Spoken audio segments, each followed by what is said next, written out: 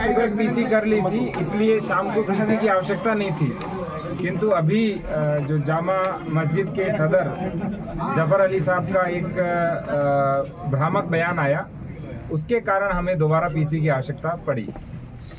उन्होंने पूरा डिटेलिंग उनके बयान की हो रही है, लेकिन मुख्य मुख्य बिंदु जिसमें उन्होंने सबको कंफ्यूज किया, और अभी भी उन्होंने हमें कहा कि जब लोगों ने मुझे कहा कि आप प्रशासन और पुलिस से मिले हुए हैं, इसलिए मुझे ये बयान देना पड़ा।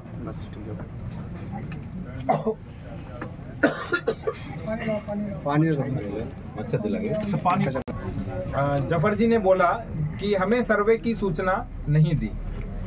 मैं आपको कुछ चीजें दिखाना चाहता हूँ। पहली सूचना मैं आपको दिखाना चाहता हूँ, ऑनरेबल कोर्ट का ये ऑर्डर है।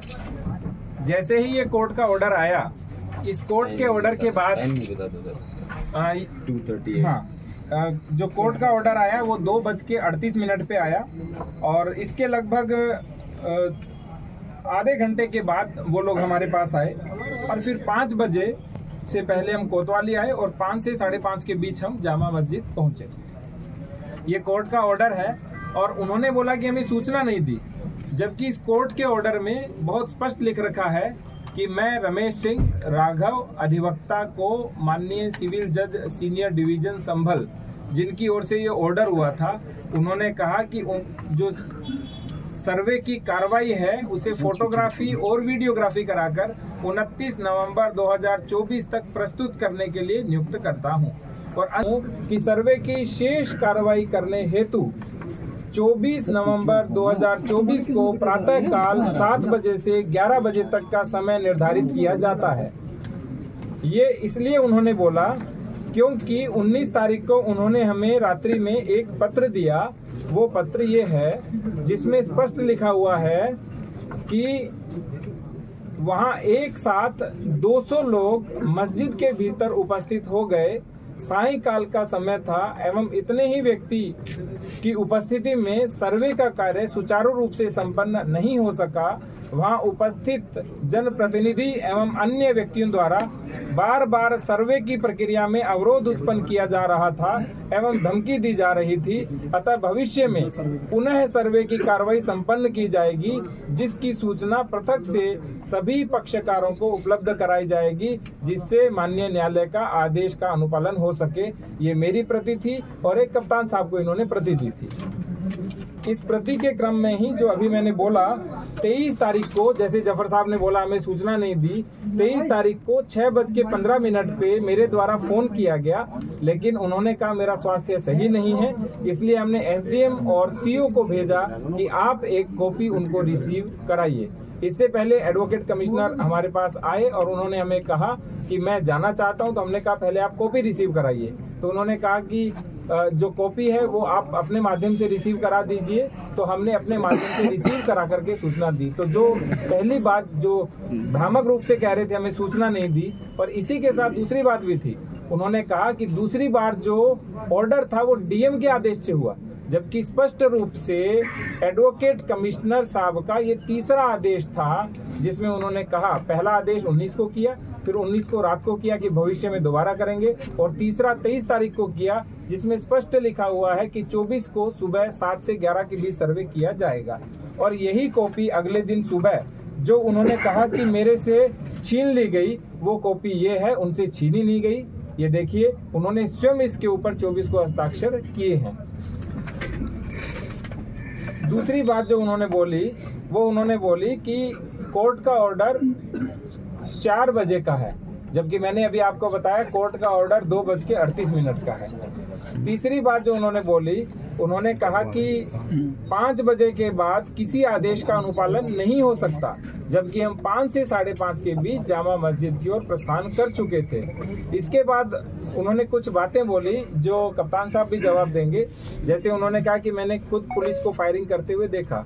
तो मैं ये पूछना चाहता हूँ जफर साहब से कि क्या वो सर्वे अंदर करवा रहे थे या बाहर फायरिंग देख रहे थे, जबकि वो 10:30 पौने 11 बजे तक तो सर्वे करा रहे थे। और जितनी भी ये घटना कारित हुई मुख्य रूप से वो 10 से लेकर के 11 बजे के बीच हुई थी। इसके बाद जो आगे उन्होंने कहा कि जब उन्होंने जफर साहब ने कहा कि पुलिस असली हथियार चला रही थी अपने।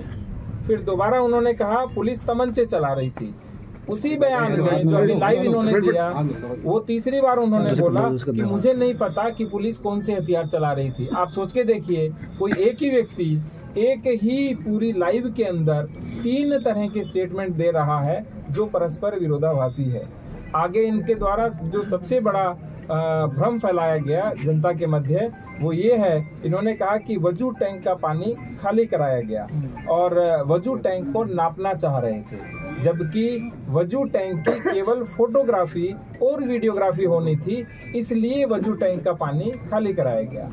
नेक्स्ट, और वैसे भी वजू टैंक का पानी अभी आपने बताया जफर साहब ने कि हर शुक्रवार को वो खाली होता है।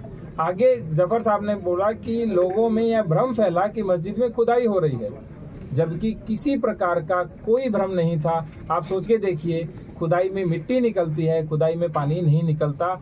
और जो नाली वो बता रहे थे जिसमें लोगों ने देखा, उस नाली में पानी रेगुलर बहता है। ऐसा नहीं है कि जो नीचे की नाली है उसमें पानी एक ही दिन बहा था, जिस दिन वजू के टैंक का पानी निकला था, वो निरंतर बहता रहता है।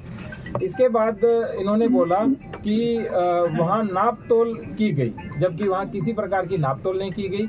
जब फोटोग्राफी वीडियोग्राफी करने वाले थे तो उन्होंने पुनः वजू के टैंक में पानी भर दिया, जिससे फोटोग्राफी वीडियोग्राफी केवल सूक्ष्म हुई, पूर्ण रूप से वो यानी उनको जितनी चाहिए थी उतनी हो गई, लेकिन वो चाहते थे थोड़ी और वीडियोग्राफी करें, लेकिन उसमें पुनः पानी भरने लग गया। इसके बाद उन्होंने कहा कि जितना भी जिलाधिकारी के द्वारा जो सर्वे की अनुमति दी गई थी वो गलत है, डिसाइड करनी थी। मेरे को और कप्तान साहब को केवल प्रोटेक्शन देना था, तो उन्होंने जितने लोग कहा और जितने लोगों के लिए इंतजामिया कमेटी और जफर साहब ने अनुमति दी, उतने लोग उसके अंदर गए। अभी क्या है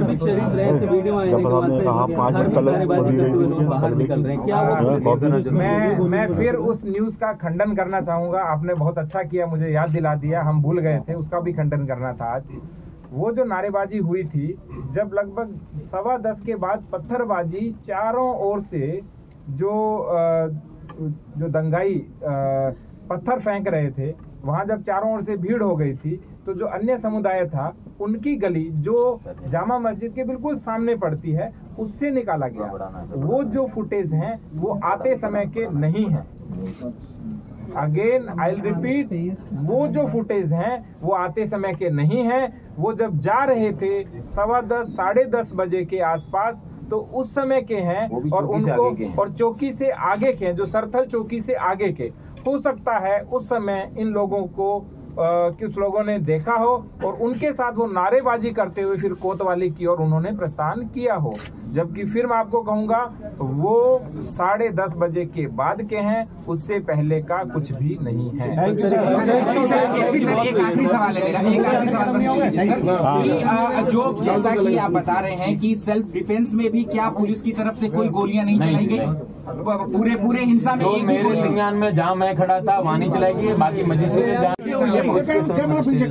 इसके लिए मजिस्ट्रियल जो जांच है वो हमने शुरू कर दी है। कल ही हमने ऑर्डर कर दिया था और 7 दिन में हमने रिपोर्ट देने के लिए कहा है। साथ ही साथ 7 FIR भी हुई है, उसके अंतर्गत भी जब आगे इन्वेस्टिगेशन होगा तो पता चलेगा रियलिटी क्या थी। जफर साहब को जो आज अब बुलाया गया और उन्होंने भ्रामक बयान दिया, तो उनके खिलाफ भी कार्रवाई की जाएगी क्या? सम्मानित व्यक्ति हैं वो हम उनको समाज के सम्मानित व्यक्ति मानते हैं। वो चाहे हमारे खिलाफ कितना भी भ्रामक, कितना भी गलत बोलने का प्रयास करें, कुछ भी कुत्सित प्रयास करें, लेकिन हमारे मन में किसी व्यक्ति के लिए सम्मान है। वो सम्मानित व्यक्ति, वो सम्मानित रहता है। वो अपने सम्मान को गिराए वो एक अलग बात है, लेकिन हमारे मन में उनके सम्मान को हम नहीं गिराए। आपने कही है तो क्या मुझे कोई कानूनी कार्रवाई नहीं बनती? उन्होंने भ्रामक बात कही, हमने उसका खंडन कर दिया। इससे अच्छा क्या हो सकता है? उन्होंने आपके सामने बताया था, हमने भी आपके सामने। चारों की मौत हाँ, गन शॉट वुंड से हुई है। मैं ये कहूँ कि 315 बोर से हुई है या किस रीजन से हुई है, वो फोरेंसिक का निर्णय। जी जी। तो ये गोली किसकी तरफ से चलाई गई है? ना मेरे से पूछ के चलाई थी जिन्होंने चलाई है, तो मैं ये नहीं कह सकता कि किसकी गोली से हुई है। अच्छा। ये विवेचना का विषय है, विवेचक अपनी जांच करेगा। एसपी सर, ये दंगा की तरह भड़काने का प्रयास किया गया था। किस व्यक्ति ने किस परिस्थिति में किसको गोली लगाई, दंगाइयों ने आपस में किसको लगाई, आपस में लड़ रहे थे तब लगाई। मैंने मॉर्निंग में भी आपको अलग अलग टाइप के वेपन दिखाए थे। किस किस प्रकार के लोगों से लैस ये लोग रजिस्टर होगा सर इन चारों मामलों में। ऑलरेडी पुलिस के वो भी चीजें आई हैं और भी अन्य मजिस्ट्रियल जांच का डीएम साहब ने आदेश किया है। सारे तथ्य हैं वो समय समय पे आपके सामने रखे जाएंगे। सारी प्रक्रिया इतनी तेज गति से नहीं होती है। सही चीजें करना बहुत जरूरी है, प्रोसीजर से करना जरूरी है और सच सामने आना जरूरी है। जल्दबाजी जरूरी नहीं है।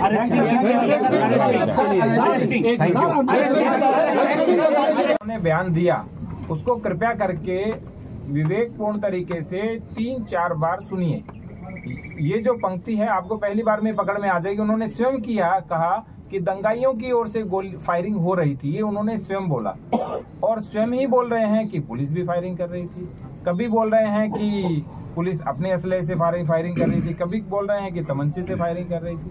इसका अर्थ ये है कि ये जब भ्रम फैला रहे थे, क्योंकि जो भ्रामक व्यक्ति होता है, जो सच नहीं बोल रहा होता है, उस व्यक्ति के पास कोई चीज एक तरह से क्या मैं बोलूं, क्या नहीं बोलूं, क्या सही है, क्या गलत है, तो बीच में सही गलत चीजें निकलती रहती है। तो इन्होंने स्वयं बता दिया कि जो दंगाई थे वहां से फायरिंग हो रही थी। इनकी मैं रिक्वेस्ट करूंगा एक बार फिर उसको आप ध्यान से सुनिएगा। सर एक सवाल ये है, अभी आप जितने भी आपने बात की है उससे एक बात ये स्पष्ट है कि पुलिस की तरफ से या प्रशासन के किसी भी अधिकारी की तरफ से गोली चलाने का कोई आदेश नहीं था, किसी भी तरीके का कोई आदेश नहीं था। यानी जो वीडियो आए हैं, अगर कोई पुलिसकर्मी, क्योंकि अभी 24 घंटे हुए हैं, जांच आपकी भी चल रही है, आप भी इतनी जल्दी सभी तथ्यों पे नहीं पहुंच सकते, ऐसे भी विजुअल्स हैं जिसमें पुलिसकर्मी गोली चलाते दिख रहे हैं। यानी अगर उन्होंने ऐसा किया है तो उनके पास कोई आदेश नहीं था।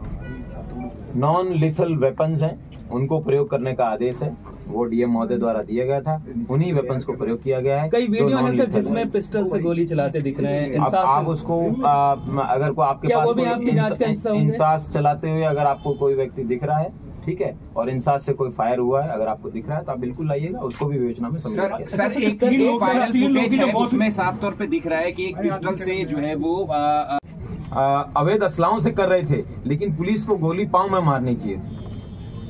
एक तरफ वो कह रहे हैं कि पहले पुलिस ने फायरिंग की अपने से, एक तरफ कह रहे हैं कि इन्होंने तमंचे चलाए, फिर कह रहे हैं चलो मैंने मान लिया कि पुलिस के ऊपर फायरिंग है वो जनता ने की, लेकिन पुलिस वालों को थोड़ा रहम रखना चाहिए कि उनको पांव में मारनी चाहिए थी। अरे भाई, पुलिस वालों को कहीं भी क्यों मारनी है? जब टीएसएम से रबर बुलेट से चीजें कंट्रोल में हो रही हो तो हम क्यों फायरिंग को रिजोर्ट करेंगे?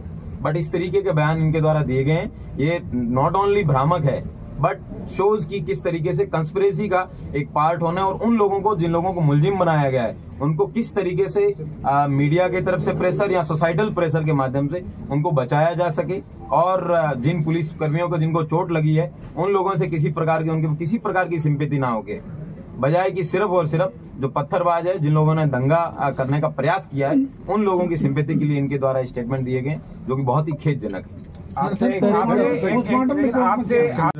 तमंचे से 100 मीटर दूरी पे फायर कर देना, ये अपने आप में सवाल उठाता है इस तरीके की चीजें। इनके द्वारा ये कहना कि पुलिस ने गाड़ी स्वयं जलाई, जबकि आपको दिन में ही हमने ड्रोन के फुटेज और विभिन्न फुटेज दे दिए गए हैं जिसमें दंगाइयों की भीड़ है, वो करीबन 6 से 7 वाहनों को इन्होंने जलाया है। इन सभी लोगों से प्रॉपर तरीके से जितना भी पैसा इन्होंने पब्लिक प्रॉपर्टी, चाहे तार जलाए हो चाहे गाड़ियां जलाई हो, सबके सब पाई वसूला जाएगा। और कुछ फुटेज और जारी किए जाएंगे उसके क्रम में, ताकि आपको पता चले उस समय की रियलिटी और क्या थी। हालांकि सारी फुटेज जो मस्जिद के पीछे की थी, जो उन्होंने मस्जिद के ऊपर पत्थरबाजी की, गाड़ियां तोड़ी और पत्थरबाजी की, वो आपने आज लगभग सारी मिल गई है, लेकिन कुछ और फुटेज है वो भी हम जारी करेंगे। सबसे मोस्ट इम्पोर्टेंट जो बात है वो उन्होंने बोला, वहाँ पे टाइम्स नाउ के भी लोग थे और भी कई तमाम प्रकार के टीवी चैनल थे, वो सब लाइव कवरेज उसको देख रहे थे। तो ये बताना कि पुलिस द्वारा एकदम क्लोज रेंज की कोई ऐसी बात सर, लेकिन वो एक पक्षकार है, उनको इस तरह घर से लाना के लिए, तो क्या इससे जो पूरे प्रोसेस है वो प्रभावित तो नहीं होगा? उनको फोन करके बुलाया है, आए हैं, वो अपनी इच्छा से आए हैं, उनको उठा के थोड़े लेके आए। अब तक कितनी गिरफ्तारी हुई है सर? पूरे तो जो इन्होंने एक बहुत ही भ्रामक बात बोली है कि उन्होंने कहा कि मैंने स्वयं सुना है कि जिलाधिकारी, पुलिस कप्तान और डीआईजी ने गोली चलाने के लिए आपस में डिस्कस किया था। पहली बात, डीआईजी महोदय यहाँ पे 11:15 से 11 बजे के बीच आए थे। मैं वहाँ पे 10 बजे से डटा हुआ था। डीएम साहब सर्वे ऊपर पूर्ण करा रहे थे, इनके साथ एडिशनल एसपी साहब, सीओ साहब लोग थे। किसी भी परिस्थिति के अंदर तीनों लोगों के, मैं एडीएम साहब के साथ घूम रहा था, हम कहीं भी किसी परिस्थिति में साथ में थे ही। तो इनके द्वारा ये इस तरीके की बात बताना कि मैंने 3 लोगों को एक स्कीम बनाते हुए सुना है और उसके बाद में, और अगर यहाँ होते तो मैं बताता स्वयं को। मैंने कहा कि आप जब 11 बजे आप नीचे आए हैं, वो अकेले आए थे, तब भी कोई नहीं था। उनको मैंने बोला कि आपकी बात अगर लोग सुनते हैं तो आप मेरे साथ चलिए, और भीड़ से एक बार मैंने अनुरोध कर लिया, मेरी नहीं मान रहे, हो सकता है आपकी मान सकते हैं। तो उन्होंने बोला सर मुझे पत्थर से डर लग रहा है, मुझे हेलमेट चाहिए। मैंने कहा हेलमेट भी दिलवाते हैं। उनको हेलमेट भी दिलवाया गया, उनको अकेले भेजा और हुड़दंगी भीड़ के सामने उन्होंने उनके ऊपर भी पत्थर चलाए। जब उनके ऊपर पत्थर चलाए तो वापस आए, बोले सर मैं इनको काबू में नहीं कर सकता। तो उसके बाद में वो तुरंत ऊपर वापस चले गए अपनी मस्जिद की तरफ, अपने घर की तरफ। तो उनके द्वारा ये इस तरीके की बात बता देना। इसमें एक चीज और मैं ऐड ऑन करूंगा। लगभग 10:15 साढ़े 10 के बीच जब भीड़ अनकंट्रोल हो रही थी और एक्सटेंड हो रही थी, तब मैंने और कप्तान साहब ने ये निश्चय किया था कि जब डीआईजी सर आ चुके हैं 10:30 पौने 11, तब मैं डीआईजी सर के साथ रहूंगा और इनको एडीएम साथ, ताकि एक मजिस्ट्रेट साथ रहें। ये लोग एकता चौकी वाली गली की ओर निकल गए और हम जो एक रात की मस्जिद वाली रोड है उसके ऊपर हमने एरिया एक तरह से एरिया को पुनः अपने कब्जे में लिया, जो पहले जो बलवा कर रहे थे उन लोगों के। सर जफर अली ने एक और आरोप, अभी बीच में मैं आरोप पढ़ रहा हूँ ना भाई, आप क्यों सारे आरोप पढ़ रहे हैं इतनी जल्दी क्यों? बाद में इन्होंने ये भी बताया कि जनता के द्वारा कोई पत्थर जो है वो नहीं चलाया गया है, और जबकि सर्वे का पूर्ण होने के बाद खुद हेलमेट पहन के गए हैं। तो इसमें मैं फिर क्या ही इसमें डिफेंस दे सकता हूँ। हमने फुटेज भी जारी की है किस तरह से जो बलवाई थे उन्होंने कार को तोड़ा। इन्होंने बोला कि पुलिस ने गाड़ियों को तोड़ा है, तो पुलिस वाले पुलिस की गाड़ियों को तोड़ रहे हैं, वो भी मात्र 3 ही गाड़ी है वहाँ खड़ी है, बाकी जनता की गाड़ी है, उनको किसी ने हाथ नहीं लगाया है। तो स्वयं के डिस्ट्रक्शन के लिए ही, जैसा जफर साहब ने बताया है, इससे ज्यादा मतलब एक पॉलिटिकली मोटिवेटेड, सेल्फ मोटिवेटेड, एक कंस्पिरेसी का एक स्वयं को पार्ट एक तरीके से स्वयं वो बना रहे हैं। हम उनको नहीं कह रहे हैं, वो स्वयं अपने आप, अगर उनको इतने ही डाउट थे, क्वेश्चंस थे, he should have come yesterday only. कल ही उनको आके अपना डाउट हुआ, प्रॉब्लम हुई, जब इश्यू हुआ उसके बाद में आके बताते कि मेरे साथ इतनी प्रॉब्लम्स हुई हैं। यहाँ पे जब उनको सर्वे के लिए बताया तब भी मीडिया थी। मीडिया हर समय अपना स्टेटमेंट वो कभी भी दे सकते थे, लेकिन उन्होंने कब नहीं चूज किया। लेकिन आज जब कुछ लोगों के ऊपर एफआईआर हुई है, अब जब उनको लग रहा है कि मेरी इमेज है वो खराब हो रही है, तो मैं आके पुलिस के सामने पुलिस के खिलाफ या प्रशासन के खिलाफ बयान दूं, उससे मेरी इमेज ठीक हो जाएगी। उससे इमेज ठीक नहीं हो सकती है।